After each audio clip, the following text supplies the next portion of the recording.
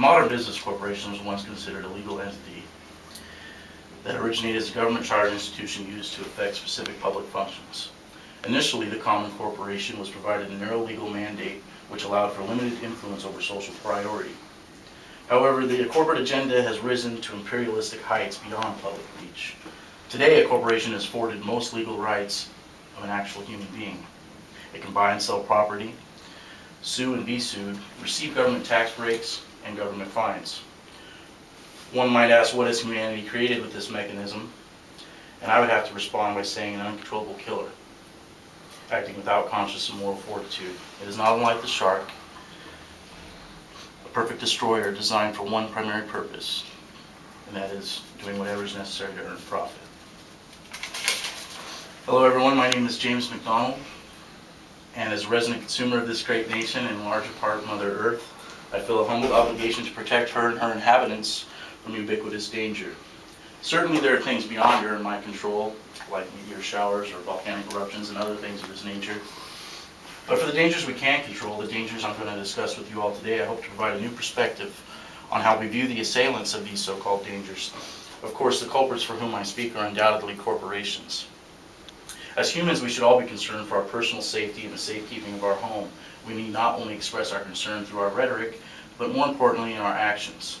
If I know corporations endanger my livelihood, then I'll do whatever is in my power to stymie their existence. By this, I'm referring to peaceful acts of what I like to call objection and outreach. What I mean by objection and outreach is objecting to the corporate stranglehold, i.e. boycotting products by various corporations which undoubtedly practice unethical behavior. And through outreach, we enlighten the modern consumer with facts about the corporate devastation and alternatives for which we can live out our lives. The online Webster's Dictionary defines a corporation using 3 different points of description. The first, a group of merchants or traders united in a trade guild.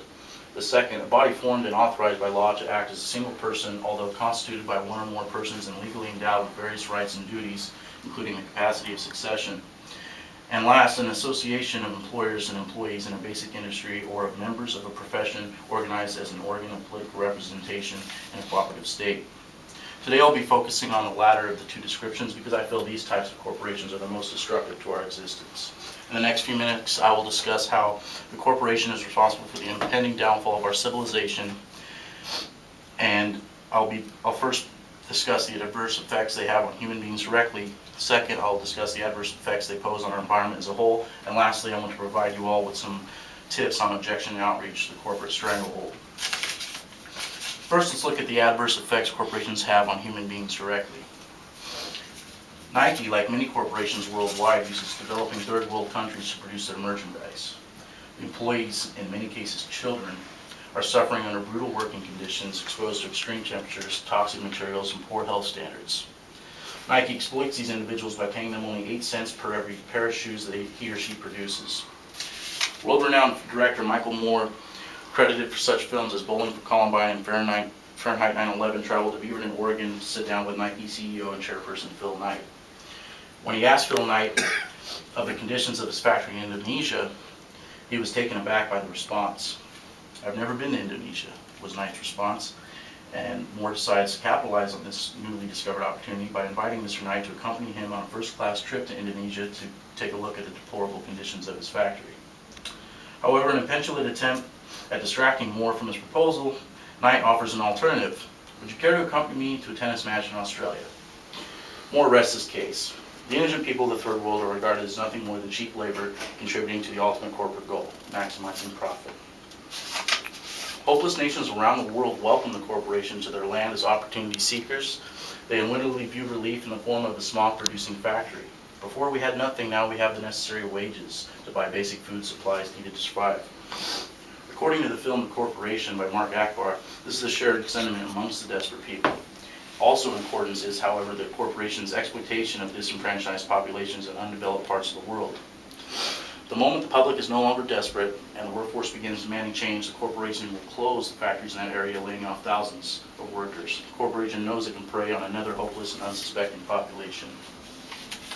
Chemicals such as DDT were created by corporations to be an efficient killing machine. Although crop destroying insects were the primary target, it was people who were ultimately being terminated. DDT, a byproduct of the oil industry, was confirmed to cause adverse health effects in humans and our environment. Thousands have died from this harmful chemical, but the corporation marches on, indifferent to the externalities it produces. So what is the difference between a corporation and a murder? Akbar would suggest there is no difference, thus qualifying it as a psychopath. Marketing techniques of today have reached an all-time low. They resort to corporations of child-producing products, for example, resort to petulant manipulation tactics to create unnecessary wants. They use advertisement geared to stimulate a child's brain to believing he must have a particular toy or candy, for example. What we've used deception, they consider creative marketing. Without a moral conscience, I suppose it would be easy to lie to the public.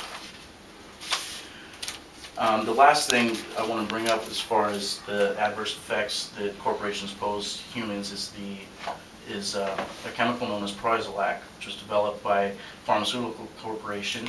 And according to veterinarians, this chemical is injected into cows to help help stimulate the milk production process, thereby creating more milk. And however, this chemical Proizilac was discovered to cause severe infections in the udders of the cow.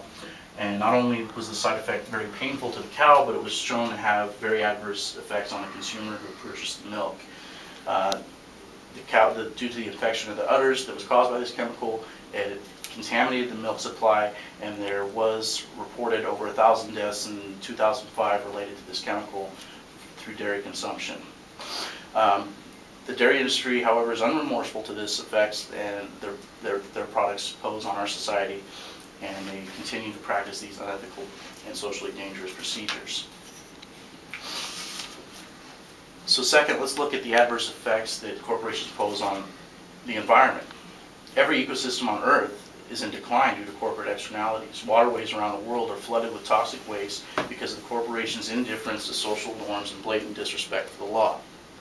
Biologists confirm a rapid increase in pH levels, which is proved to be deadly to all forms of life. Meteorologists estimate the ozone layer surrounding the Earth's atmosphere is depleted by nearly 50% in the last century. Forests around the world are depleted at an exponential rate, thereby killing off millions of species of animal and plant life. Corporations, however, are concerned only with profit. The 21st century corporation is wasteful, abusive, and extractive. Oftentimes, fines are imposed for such acts, but if the cost of breaking the law is less than the profit return, the corporation is going to continue its disregard for the societal norm in pursuit of the bottom line. So hopefully now you all know a little bit about the many dangers corporations pose on human beings and the environment. I also hope you have learned of new ways you as consumers can minimize the corporate stranglehold. The next time you are shopping for apparel, groceries, or a new car, I hope you'll consider the source and ask yourself, am I perpetuating the corporate stranglehold over our planet, or am I taking a stand by purchasing environmentally friendly and humanely constructed products? I've discussed this to tell you a little more about the negative impact corporations can and do have on Earth and her inhabitants. So in conclusion, I hope you all are aware of the many dangers we face concerning corporations today and exactly what you can do to avoid or at least minimize these particular dangers. I want to thank you all for being here. I hope you enjoy the rest of your day. Thank you.